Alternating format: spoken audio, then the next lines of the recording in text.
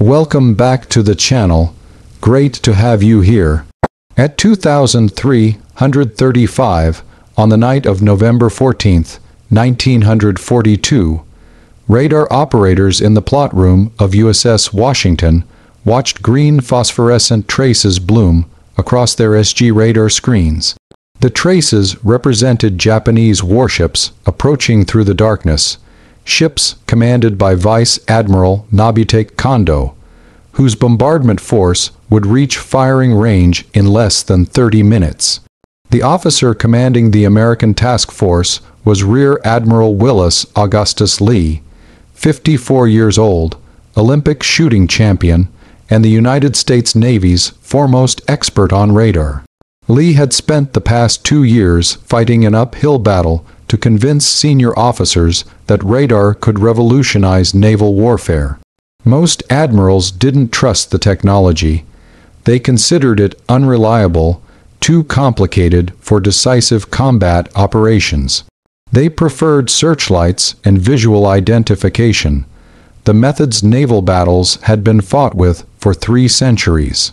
But Lee understood something those traditional admirals failed to grasp. The Japanese had no functional fire control radar.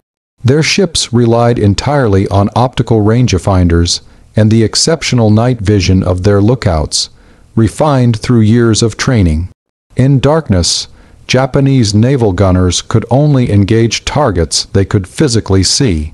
American ships equipped with radar could detect, track, and fire on targets that remained completely invisible to the naked eye. That technological advantage was about to decide the battle for Guadalcanal. The stakes could not have been higher. For 3 months, American Marines had been clinging to a precarious foothold on Guadalcanal, a steamy tropical island most Americans had never heard of before August 1942. The Marines had landed on August 7th, seizing a partially completed Japanese airfield that intelligence had discovered through aerial reconnaissance. That airfield, renamed Henderson Field after a Marine aviator killed at Midway, had become the focal point of one of the most brutal campaigns in military history. Control of Henderson Field meant control of the airspace around Guadalcanal. Control of that airspace meant control of the sea approaches. Control of the sea approaches meant the ability to reinforce and supply ground forces. The Japanese understood this equation perfectly. They'd been attempting to destroy Henderson Field for months, sending bombers from Rabaul during daylight and warships to bombard the field at night. American forces had been defending the field desperately, flying patched-together aircraft against overwhelming odds, rationing ammunition, burying their dead in the tropical heat. The campaign had already cost thousands of lives on both sides. Naval battles around the island had been particularly savage. The waters north of Guadalcanal had earned the grim nickname Iron Bottom Sound, named for the dozens of ships resting on the seafloor after being sunk in night battles. American cruisers Vincennes, Quincy, Astoria, and others had gone down in August during the Battle of Savo Island. More ships had been lost in October and early November. Bodies floated in the water. Oil slicks miles long marked where ships had burned and sunk. The smell of death hung over the entire area. Admiral Lee's mission was to prevent the Japanese from adding Henderson Field to the list of destroyed targets, but only if the radar operators executed their jobs flawlessly, only if Admiral Lee could trust electronic machines over his own instincts and experience, only if his crew could read patterns on glowing screens and translate them into accurate firing solutions fast enough to save 100 American sailors from being obliterated by Japanese shells. Washington's radar operators had been training intensively since the ship entered the PacificTheatre in September 1942, arriving at Tonga on September 14th. The SG surface search radar equipment was so new that formal Navy training programs were still being developed and refined. The first SG radars had only gone to sea in April 1942, just 7 months earlier. Production models were being installed on ships as fast as Raytheon and other contractors could manufacture them. Operators learned by studying technical manuals written by engineers who'd never been to sea and by practicing during convoy escort missions protecting marine reinforcements bound for Guadalcanal. The SG radar represented a revolutionary leap forward in naval technology. It operated on 10-centimeter microwaves, part of what engineers called S-band at frequencies around 3 gigahertz. This was far more precise than the older CSAM air search system mounted on Washington's main mast, which used wavelengths measuring 1.5 meters. The longer wavelength CSAM was excellent for detecting aircraft at long range, but produced fuzzy, imprecise returns from surface targets. The SG shorter wavelength produced sharp, distinct returns that could resolve individual ships. Under ideal conditions, with calm seas and clear weather, the SG could detect large surface targets like battleships at 18,000 yards, more than 10 miles. It could track multiple contacts simultaneously, painting each on the circular cathode ray tube display as a distinct green phosphorescent blip. Most importantly, it could see through total darkness and heavy rain, conditions that rendered Japanese optical equipment nearly useless. Japanese lookouts might have exceptional night vision, carefully cultivated through training and diet rich in vitamin A. But human eyes couldn't penetrate total darkness or see through rain squalls. Radar could. Lee understood the technology because he'd invested years studying it. Back in 1939, when most flag officers thought radar was experimental equipment with no combat value, Lee had championed its development. He'd read technical papers from the Naval Research Laboratory. He'd visited Raytheon and other contractors developing radar sets. He'd examined British radar systems during goodwill visits before the war. He'd participated in Fleet Problem 20, where the prototype XAF radar aboard Battleship New York had detected simulated destroyer attacks at ranges that made traditional night attacks obsolete. Lee saw the future while others clung to the past, but the radar system had critical limitations that could prove fatal if operators didn't understand them completely. The radar couldn't identify what it was detecting. A destroyer and a battleship produced similar returns at long range, appearing as identical green blips. Land masses like Savo Island created radar shadows and blind spots. Heavy seas generated false returns that mimicked ships. The system required constant interpretation by operators who understood both the equipment's technical characteristics and naval tactics. One misidentified contact, one incorrect range estimate, and American ships could maneuver blindly into withering Japanese gunfire. The fundamental problem facing the United States Navy in November 1942 was that nobody at the Naval War College had developed comprehensive doctrine for radar-guided surface combat. Nobody had fought a major fleet action using radar as the primary means of fire control rather than visual sighting. The technology existed, proven in limited engagements, but the institutional knowledge of how to use it effectively did not. Experienced admirals like Daniel Callaghan and Norman Scott had commanded radar-equipped ships during previous battles around Guadalcanal just days earlier. Both had been killed, Rear Admiral Callaghan commanding from heavy cruiser San Francisco during the chaotic night battle of November 12th and 13th, had placed himself aboard a ship with excellent main battery firepower, but poor radar antenna placement. He'd positioned his radar-equipped ships toward the rear of his column, where their superior information couldn't reach him quickly through voice radio circuits jammed with conflicting reports.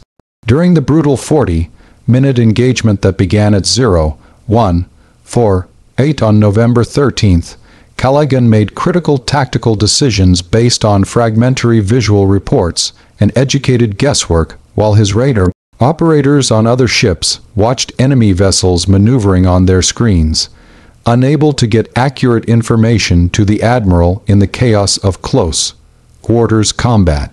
Callaghan died when shells from Battleship Hiei and Kirishima struck San Francisco's bridge. He was awarded the Medal of Honor. Rear Admiral Norman Scott had performed slightly better at the Battle of Cape Esperance on October 11th and 12th.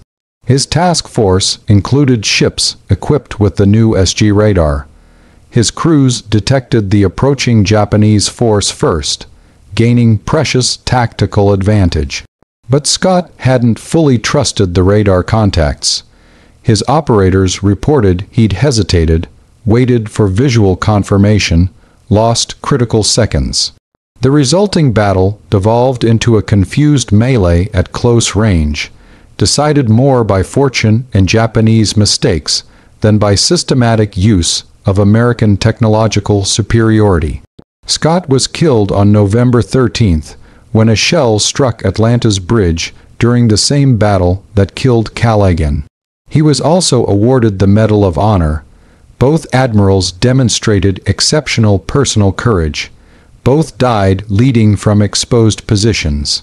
Their deaths proved a harsh lesson that courage without knowledge was insufficient.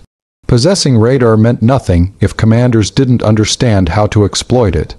And in November 1942, almost nobody in the United States Navy fully comprehended how to integrate radar into surface combat doctrine, except Willis Lee. Lee had been advocating forcefully for radar integration since 1940, serving as director of fleet training. He'd participated personally in Fleet Problem 20 in February 1939 in the Caribbean, where the experimental XAF search radar aboard Battleship New York detected destroyers at 15 nautical miles.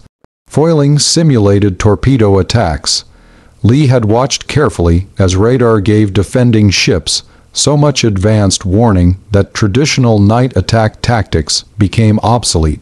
He'd studied fire control theory extensively, mastering ballistics, trajectory mathematics, and electronic systems. He'd spent countless hours in radar plot rooms, learning through hands-on experience what the equipment could do, what limitations constrained it, how to interpret returns correctly, how to distinguish genuine contacts from atmospheric interference and sea clutter. Other flag officers viewed radar as specialized technical equipment for enlisted personnel and junior officers to operate. Lee understood radar as a revolutionary weapon system he personally needed to master. Naval historians later wrote that Lee knew more about radar capabilities and limitations than most of the radar operators themselves. He understood the tactical implications and strategic potential better than any flag officer in the fleet. That expertise and institutional credibility had earned him command of Task Force 64, 2 battleships, Washington and South Dakota, 4 destroyers for screening, no cruisers, no air cover, no reserve forces. Admiral William Halsey, commanding South Pacific Forces, had scraped together everything he had left after 3 consecutive days of brutal combat around Guadalcanal. The Japanese were coming again with their most powerful surface force yet. Their bombardment force centered on fast battleship Kirishima, a veteran of Pearl Harbor and numerous battles, supported by heavy cruisers Atego and Takao, light cruisers Sendai and Nagara, 9 destroyers, and enough Type 93 Long Lance torpedoes to sink every American vessel within range. The Japanese objective remained Henderson Field, the dirt airstrip American Marines had captured on Guadalcanal in August. Japanese aircraft flying from Henderson Field had been devastating Japanese resupply convoys and providing close air support to Marines fighting ashore.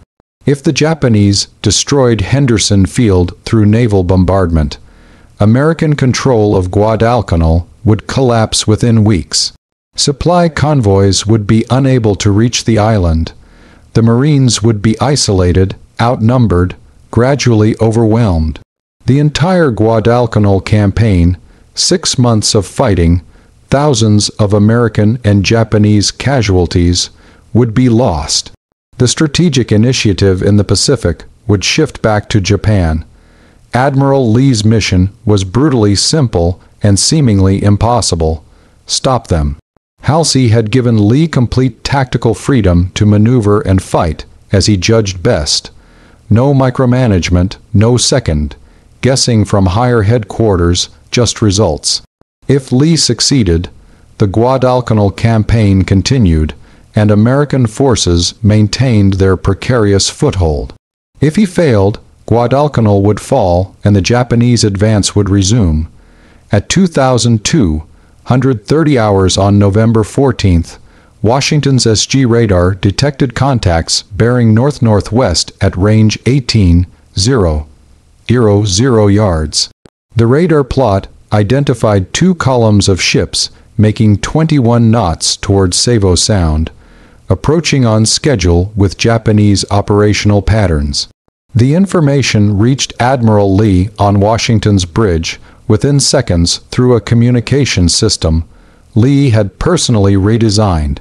Standard naval practice dictated that radar operators reported contacts to a talker who relayed information to the bridge officer, who informed the admiral, who issued orders back down the chain of command. The multi-step process consumed time, precious seconds during which enemy ships were closing range, maneuvering into attack positions, preparing to open fire. Lee had bypassed traditional procedures and redesigned the communication system.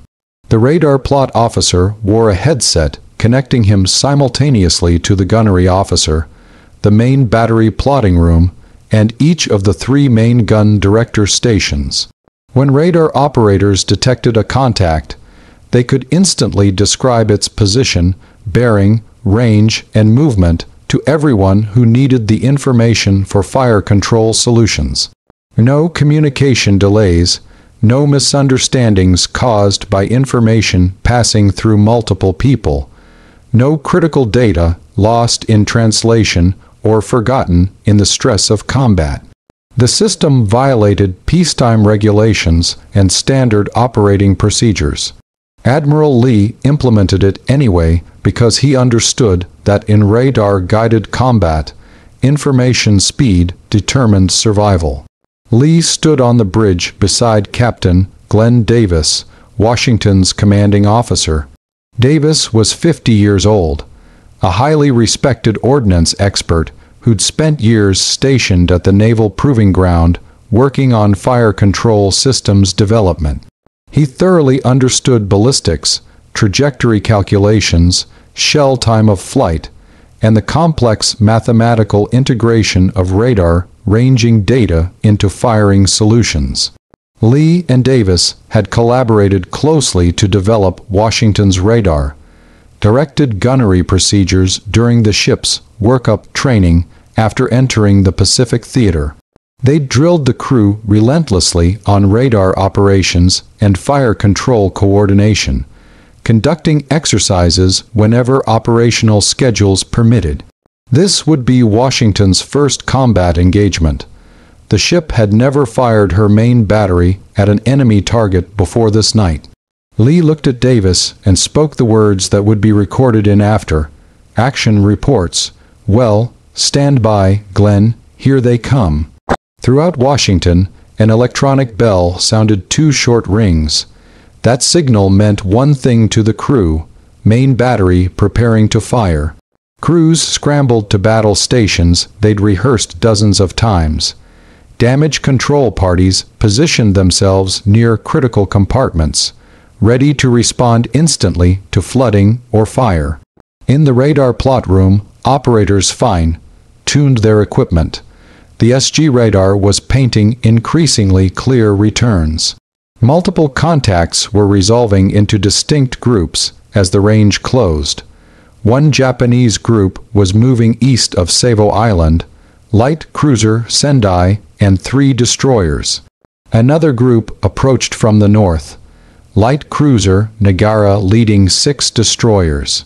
The main bombardment force, Battleship Kirishima, accompanied by heavy cruisers Atego and Takao, steamed directly toward Henderson Field, following the predictable path down the strait between Savo Island and Guadalcanal. The Japanese force had no idea Washington was waiting. Their reconnaissance aircraft had detected Lee's ships earlier that day, but Japanese intelligence reports were contradictory and confusing. Some analysts thought they'd spotted cruisers and destroyers. Other reports suggested aircraft carriers. Nobody correctly identified 2 modern American battleships. The confusion was understandable. Japanese operational planning didn't anticipate American battleships operating in the restricted, reef-studded waters around Guadalcanal at night. Naval doctrine universally taught that battleships required sea room to maneuver effectively, space to evade torpedoes, clear fields of fire. Savo Sound was narrow, treacherous, surrounded by reefs and strewn with wrecks from previous battles. The water was so heavily contaminated with sunken ships that magnetic compasses spun erratically, magnetized by thousands of tons of steel corpses resting on the seafloor. Sailors had already begun calling it Iron Bottom Sound. It seemed a terrible place for capital ships to fight, but it was a perfect location for a radar-guided ambush. At 2317, Washington's radar detected the Japanese screening forces approaching at 14,000 yards. The 4 American destroyers leading the line, Walk, Benham, Preston, and Gwynn, opened fire with their 5-inch guns, engaging the destroyer screen protecting Kondo's main force. Within minutes, the battle descended into violent chaos. Japanese destroyers launched spreads of Type 93 Long Lance torpedoes, the most advanced naval torpedoes in the world. American destroyers maneuvered frantically to avoid the tracks they couldn't see in the darkness. One Long Lance struck Walk, the lead destroyer. The massive warhead blew off her bow and detonated her forward 5-inch magazine. Walk sank in minutes, taking most of her crew. Preston took multiple shell hits from Japanese destroyers and cruisers and exploded in flames. Benham's bow was blown completely off by a torpedo hit, though her after section remained afloat. Gwynn, the only destroyer to survive relatively intact, was ordered to withdraw, escorting the crippled Benham. Battleship South Dakota, steaming in column behind Washington, suffered a catastrophic series of electrical failures that would decisively affect the battle's outcome. Before 2,330 hours, improperly secured circuit breakers in an electrical switchboard failed under shock vibration from her own turret, 3 firing. At approximately 2,330, a major cascading electrical failure disabled South Dakota's radar systems and fire control computers at the worst possible moment. Power was partially restored at 2,358, but within minutes, additional electrical failures occurred from continued main battery firing shock. For critical minutes during the engagement's decisive phase, South Dakota's crew operated effectively blind, unable to see enemy ships on radar or control their guns through the sophisticated fire control system. The electrical failures were compounded by a navigation error. South Dakota passed dangerously close to the burning wrecks of the destroyed American destroyers. Japanese searchlights from cruiser Atego illuminated South Dakota's distinctive silhouette. Nearly every Japanese ship immediately shifted fire to the illuminated target. South Dakota absorbed 27 hits from 14-inch and 8-inch shells over the next several minutes. Fortunately for her crew, the Japanese had loaded their magazines with high-explosive shells equipped with impact fuses, ammunition designed for shore bombardment rather than penetrating ship armor. The shells devastated South Dakota's superstructure, knocked out radar antennas, wrecked fire control systems, shredded communications equipment, and killed 39 crew members. But the high-explosive shells failed to penetrate South Dakota's main armor belt, protecting the ship's vitals. At 12 minutes past midnight on November 15th, Captain Thomas Gatch concluded his ship could no longer effectively contribute to the battle. He requested permission from Admiral Lee to withdraw. Lee immediately granted permission. South Dakota withdrew to the south, her crew frantically fighting fires and making emergency repairs. Washington was now alone, facing the entire Japanese force. Historians would later describe her as a one-ship task force.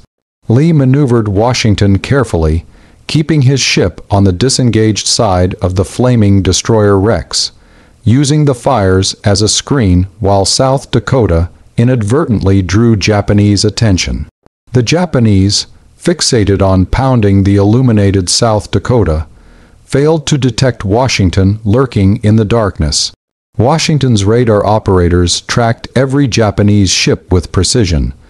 At approximately midnight, Washington's SG radar showed Kirishima at range 400 yards, point-blank range for 60-inch guns. Effective range for Washington's fire control system was measured in tens of thousands of yards. At 400 yards, Washington could hardly miss. Captain Davis received radar tracking data and issued the order. All main battery directors acquired targets based purely on radar bearings.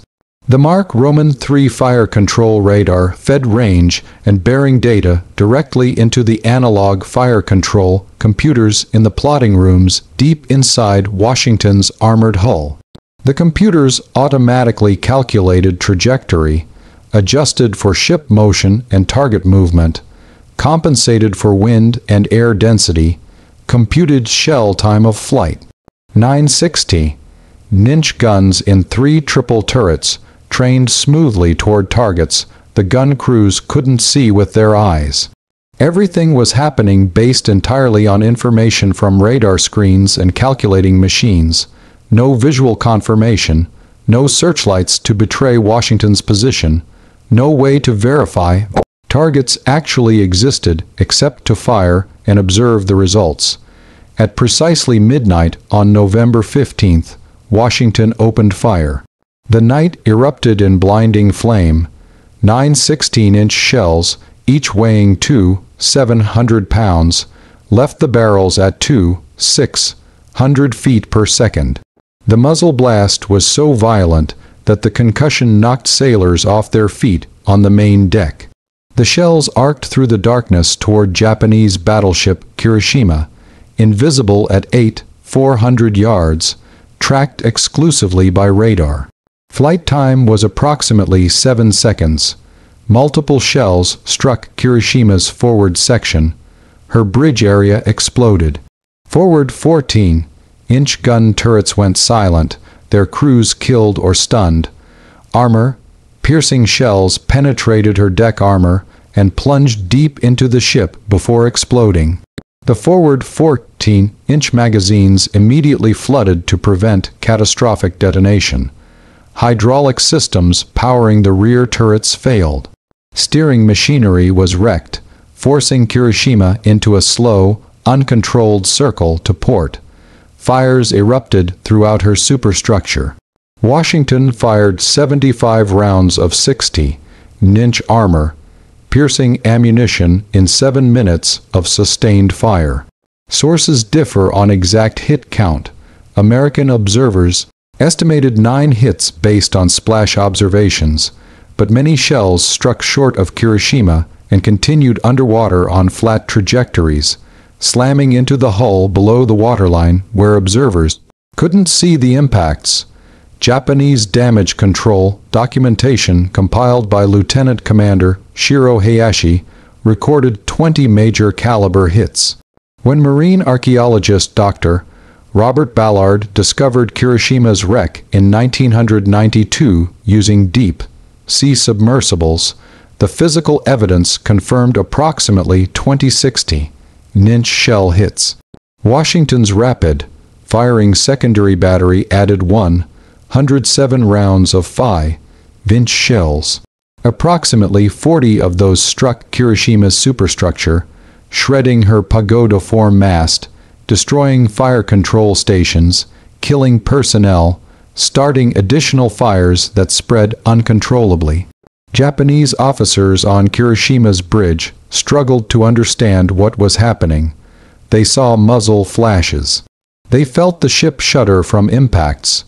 Damage reports flooded the bridge from every compartment.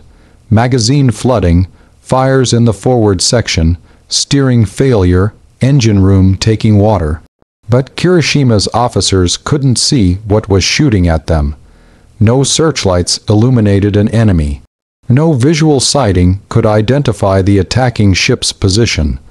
The American battleship was firing in complete darkness using a weapon system the Japanese didn't understand and couldn't counter. Captain Sanji Iwabuchi ordered Kirishima to return fire immediately, but his fire control systems couldn't acquire a target. His optical rangefinders required something visible to measure range against. His lookouts reported muzzle flashes, but couldn't determine accurate range or bearing in the darkness and smoke. His guns fired blindly, hoping for lucky hits. The 40-inch shells passed over Washington's superstructure, missing by narrow margins, but missing nonetheless. The engagement was brutally one-sided. Washington could see Kirishima perfectly on radar. Kirishima couldn't see Washington at all. It resembled fighting a ghost. Every time Japanese gunners thought they'd located the American battleship's position based on muzzle flashes, Washington maneuvered based on radar data showing Japanese gun training direction. Staying ahead of their aim, the Japanese were firing high-explosive shells with impact fuses, ammunition loaded for the planned shore bombardment of Henderson Field. Against battleship armor, high explosive was far less effective than armor-piercing projectiles. When Japanese shells from Kirishima and the cruisers did hit South Dakota earlier, they failed to penetrate her armored belt. They caused tremendous topside damage but didn't sink her. Washington's armor-piercing rounds were specifically designed to penetrate heavy ship armor and detonate inside the hull. Many of Washington's shells struck the water short of Kirishima and continued on underwater trajectories, hitting below the waterline where armor was necessarily thinner to reduce weight. Those underwater hits caused catastrophic progressive flooding. Kirishima was well designed with extensive watertight compartmentation, difficult to sink under normal circumstances, but she couldn't survive 20 armor-piercing shell hits from 60-inch guns fired at near point-blank range by a fire control system that achieved near-perfect accuracy. By 12:30 on the morning of November 15th, Kirishima was finished, dead in the water, listing 18 degrees to starboard, fires blazing uncontrollably, magazines flooded, more than 212 crew dead or dying. Captain Iwabuchi had lost all steering control. The ship was circling helplessly. Japanese destroyers, Asagumo and Samadare, attempted desperately to take Kirishima under tow, but the battleship's damage was too severe. The flooding couldn't be controlled. The list steadily increased. At 03:25 on November 15th, Captain Iwabuchi ordered abandon ship. 198 crew members were rescued by Japanese destroyers before Kirishima capsized and sank in Iron Bottom Sound 7.5 miles northwest of Savo Island, adding her 32 0 tons of steel to the countless wrecks already littering the seafloor. Admiral Kondo's bombardment mission had failed completely. Without Kirishima to provide the heavy gunfire necessary to crater Henderson Field's runway, the operation was pointless. Kondo ordered his remaining ships to withdraw at high speed. Japanese destroyers launched torpedo spreads at Washington to cover the retreat, but all missed. Washington successfully evaded them, using radar to track torpedo wakes and calculate evasion courses. Lee chose not to pursue into waters that might contain additional Japanese submarines or surface forces waiting in ambush. The battle was over. Henderson Field was saved. The Marines on Guadalcanal would receive their supplies. What Washington and Lee had accomplished would echo through the remainder of the Pacific War and reshape naval warfare fundamentally.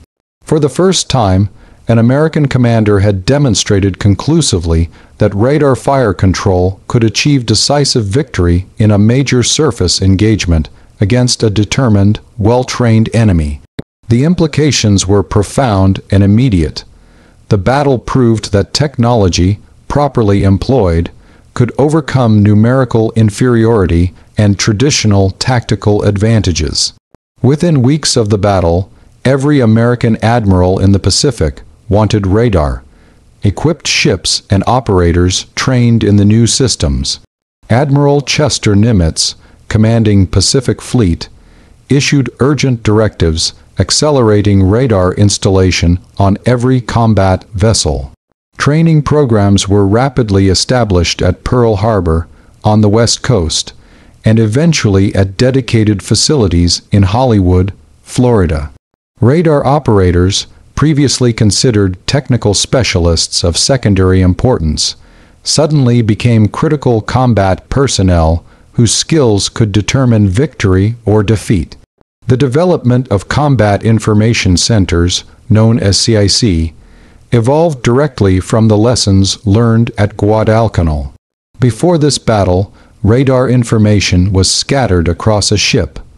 Operators in the radar room reported contacts to the bridge. Gun directors received data separately. There was no central location where all information could be collected, analyzed, and disseminated. Admiral Nimitz and his staff recognized this deficiency immediately after reviewing Lee's action reports. By the spring of 1943, American ships were being retrofitted with dedicated combat information centers, darkened rooms deep inside the ship where radar displays, radio communications, and plotting tables were concentrated. Officers in the CIC could see the entire tactical situation, correlate information from multiple sources, and provide commanders with a comprehensive picture of the battle. This was revolutionary. For the first time in naval history, a commander could see friendly and enemy forces simultaneously, track their movements, predict their intentions, and issue orders based on complete information, rather than fragmentary reports and assumptions. The CIC concept spread throughout the fleet.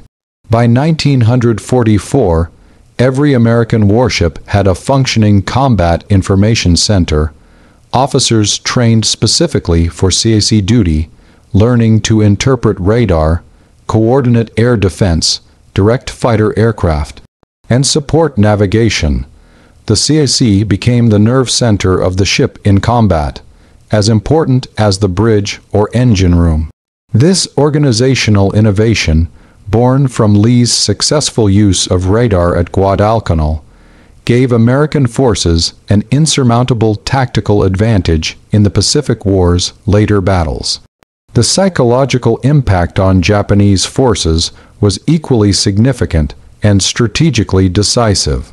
For 2 years since Pearl Harbor, Japanese naval forces had dominated night surface combat through superior training, optical equipment, and aggressive tactics honed through years of preparation.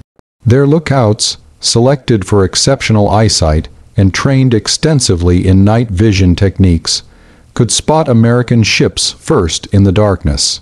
Their Type 93 Long Lance torpedoes, oxygen, powered and wakeless, could sink targets from ranges exceeding 20 yards, far beyond what American torpedoes could reach. Their tactics emphasized aggressive offensive action, closing rapidly with the enemy and exploiting their advantages in maneuverability and firepower. This tactical doctrine had resulted in victory after victory. The Battle of Savo Island in August had been a devastating defeat for American forces, with 4 heavy cruisers sunk in less than an hour. The Battle of Cape Esperance had been inconclusive. The first naval battle of Guadalcanal had been savage and costly for both sides. None of the traditional Japanese advantages mattered against radar, directed fire control. Admiral Kondo filed detailed, thoughtful after-action reports immediately after withdrawing from Guadalcanal. Japanese staff officers interviewed survivors from Kirishima. The reports painted a disturbing picture for Japanese naval command. American ships had somehow detected Kondo's force and opened accurate fire before Japanese lookouts saw anything. American shells landed with uncanny precision despite complete darkness and smoke obscuring the battlefield. Japanese evasive maneuvers, which had successfully frustrated American gunnery in previous battles, didn't help when the enemy could apparently track ship movements invisibly through the night. Kondo correctly concluded that the Americans possessed some kind of technological advantage that effectively negated years of Japanese tactical development and training. His reports used careful, precise language to describe what appeared to be American ships firing blindly into darkness, yet achieving accurate hits. Kondo was an experienced, intelligent officer. He knew his ships hadn't been defeated by superior American seamanship or tactics. Something else was at work, something he couldn't identify specifically but recognized as a fundamental game changer. Japanese naval intelligence worked frantically to understand what had happened. They collected fragmentary reports about American radar from various sources. Some intelligence came from captured documents aboard damaged American ships. More information came from interrogations of American prisoners, though most prisoners knew only that their ships had radar, not technical details about how it worked. Japanese agents in neutral countries gathered information from technical journals and patent applications. None of this intelligence provided a complete picture of how effectively Americans were integrating radar into combat operations, or how decisive the advantage had become. Japan had its own radar research programs, but they'd been given lower priority than other weapons development. Japanese scientists and engineers understood radio detection principles. They'd built experimental sets, but Japanese radar development lagged years behind American and British programs. Multiple factors contributed to this gap. Japanese naval doctrine emphasized offensive operations and decisive battle concepts that didn't initially seem compatible with defensive equipment like search radar. Limited industrial capacity meant Japan had to make hard choices about which technologies to develop and which to defer. Radar production required precision manufacturing, quality electronics, and skilled technicians. Japan's industrial base, already strained supporting multiple weapon programs, couldn't match American production capacity. By the time Japanese ships finally received functional fire control radar late in the war, starting in 1944, the strategic situation had already turned decisively against them. American industrial production had reached overwhelming levels. New American ships, equipped with the latest radar, joined the fleet monthly. Japanese shipyards struggled to replace losses, while American yards produced ships faster than Japan could sink them. The Japanese never attempted another major naval reinforcement effort at Guadalcanal after losing Kirishima. The strategic calculus had changed fundamentally. They'd lost battleships I on November 13th and Kirishima on November 15th in just 3 days. They'd lost heavy cruiser Kinugasa earlier in the campaign. They'd lost numerous destroyers. Light cruiser Yura had been sunk. The cumulative losses were staggering, representing years of construction and training that couldn't be quickly replaced. Japanese naval leadership, reviewing the casualty reports and damage assessments, reached a sober conclusion. They couldn't afford to continue trading capital ships for uncertain tactical gains. More fundamentally, they'd completely failed to achieve their operational objective despite multiple determined attempts. Henderson Field remained operational, flying aircraft that intercepted Japanese convoys and bombed Japanese positions. American Marines still controlled the airfield and its perimeter. Supply ships continued reaching Guadalcanal during daylight hours, protected by Henderson Field's aircraft. The Japanese ground forces on Guadalcanal, promised reinforcements and supplies, received neither. They were isolated, gradually starving, losing men to disease and malnutrition faster than to American bullets. Japanese naval commanders had learned through painful experience that American radar made night surface combat catastrophically dangerous. The traditional Japanese tactical advantages, cultivated through years of training, no longer guaranteed victory. Japanese optical superiority couldn't compete with American electronic systems. Japanese doctrine emphasizing aggressive offensive action and decisive engagement needed fundamental revision, but doctrine changes took time, and time was something Japan didn't have. Japanese naval strategy shifted dramatically to a more defensive posture around Guadalcanal. They abandoned plans for major surface engagements. Instead, they adopted high-speed destroyer runs called Tokyo Express by Americans, or Rat Run, by the Japanese themselves. Fast destroyer squadrons would race down from Rebol under cover of darkness, approach Guadalcanal at maximum speed, throw supplies overboard in sealed drums that would drift to shore, then withdraw before dawn when Henderson Field's aircraft could strike them. These runs delivered minimal supplies, nowhere near enough to sustain the 17,000 Japanese soldiers still fighting on the island, but destroyer runs were all Japan could afford after losing Hiei and Kirishima. The campaign ground on through December and into January 1943. Japanese soldiers on Guadalcanal fought with extraordinary courage under increasingly hopeless conditions. They were starving. Disease ravaged their ranks. Malaria, dysentery, and tropical infections killed thousands. Medical supplies ran out. Food supplies dwindled to nothing. Soldiers foraged in the jungle, eating roots, leaves, anything remotely edible. Some units resorted to cannibalism in desperation. American Marines, also suffering from disease and exhaustion, but adequately supplied through Henderson Field, gradually expanded their perimeter and pushed Japanese forces back. In late January and early February 1943, Japan executed a skillful evacuation operation that rescued approximately 11,000 soldiers from Guadalcanal's beaches using destroyer runs. The evacuation succeeded because American commanders initially didn't recognize it as an evacuation, mistaking it for another reinforcement attempt.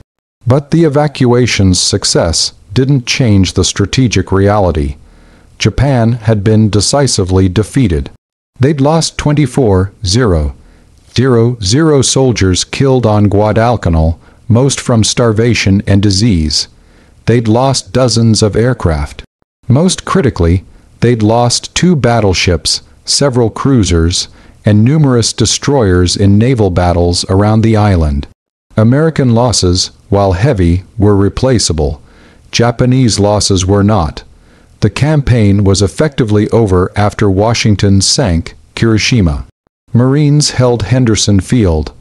American supply convoys reached the island safely during daylight hours, protected by Henderson Field aircraft.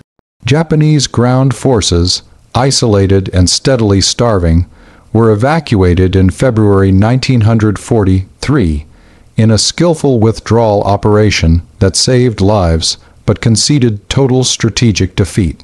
Japan would never again mount a major offensive in the Pacific. From February 1943 onward, they fought defensive campaigns, trading space for time, hoping for a negotiated settlement that never came. The naval battle of Guadalcanal is widely considered the turning point of the Pacific War. Before November 1942, Japan had been advancing across the Pacific. After November 1942, Japan was retreating, never again to regain strategic initiative. The difference wasn't solely ships or aircraft or industrial capacity, though those factors mattered enormously. The decisive factor was the effective integration of radar technology that one side understood and exploited while the other side didn't. Admiral Lee received the Navy Cross for his actions on November 14th and 15th. The citation specifically noted his superior use of radar and his aggressive tactics despite facing numerically superior Japanese forces. Captain Davis received the Navy Cross as well, recognized for his expert ship handling and fire control coordination under intense combat conditions. The radar operators who made the victory possible received no medals. No individual commendations appeared in official reports. Their names appeared in Washington's crew roster and casualty lists, recording 0 combat deaths, but nowhere else in the official histories written immediately after the war. Admiral Lee continued commanding fast battleships throughout 1943 and 1944. He led shore bombardment missions against Japanese held islands, preparing the way for marine amphibious assaults.